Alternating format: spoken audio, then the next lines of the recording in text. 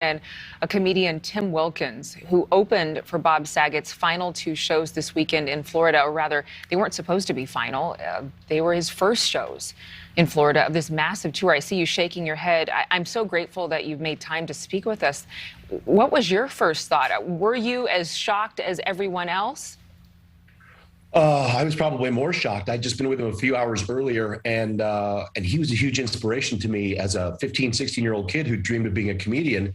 He was on a Young Comedian special with Dangerfield in '84, and I fell in love with his style. It was probably the dirtiest thing I'd ever heard in my life at that point, and I thought, I can do this for a living? You're kidding me.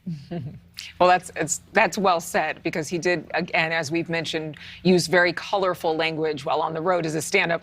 Very much a departure from his role as Danny Tanner on Full House. But I think for a lot of people, they're waking up and hearing this news, or they heard about it overnight, and they're thinking, well, that came out of nowhere. What in the world? Did anything seem different about him, or off, or strange?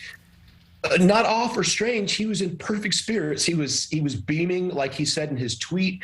He did an hour 45 on Friday night. He walked off and said, I can't believe that flew by and I did that much time. He did 2 hours on Saturday night.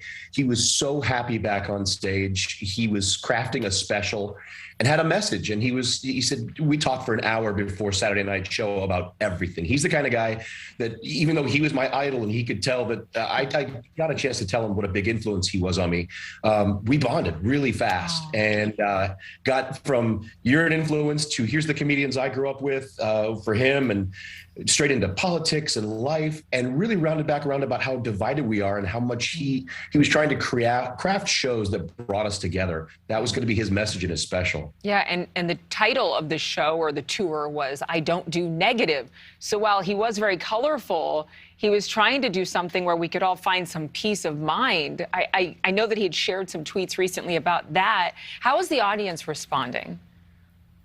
They were crazy. You know, when it's somebody who's so loved, like Bob, they cheer when he comes out, which a lot of comedians don't get. I mean, you get a clap, hey, here's the next guy. But this was real love, and they loved him, obviously, enough to keep him out. A comedian knows when it's time to leave the stage. And at an hour 45 and 2 hours, that's a lot of love. They were responding really strong. Yeah, that's so good to hear, and it's so good to see that you are saying that you bonded with him. Did he give you any advice? Did he give you anything to take with you for the road? He actually was so complimentary and did something a lot of comedians and bands and things I've worked with over the years didn't do. He actually had researched and watched my clips and knew my bio. Wow. And was so complimentary and so kind every night. It was just such an amazing experience to have somebody you really look up to take an interest. And the reason we're even talking is because he was so generous. He would share the spotlight of his last tweet and mention me in it. And I can't share enough what a generous and kind man he was. You see that in the tweets of major stars, and of course, John Stamos and Dave Coulier, and people that truly knew him just loved him. And now you're a part of his final performance. And again, nobody expects to be in the shoes that you're in, but how are you feeling today? I'm still a little shook. I got to tell you, it's last night hurt really bad. To lose an idol, to lose someone that you'd worked with, hurts when it's only been a few hours.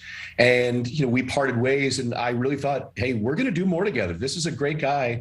Our acts work well together, and we're going to spend time talking and probably having a few dinners. And it was a shock. It's still, I guess I'm in shock, to be honest. Is there any way, when you have worked with someone who you consider your mentor, or somebody that you aspire to be like, is there any way for you to process maybe one punchline or one thing that you saw in him from his character, from his reputation, that you'll carry with you as you continue in the industry? His delivery and his rapid fire fearlessness was something that he really conveyed to me. He said, I changed my show between Friday and Saturday because great comedians make you want to be better every night. And he noticed the change, and he said, keep doing that, keep changing and keep pushing, because that really is who you are. Continue to try to be who you are on stage. And I said, well, it's really hard not to try to be you. I really look up to you.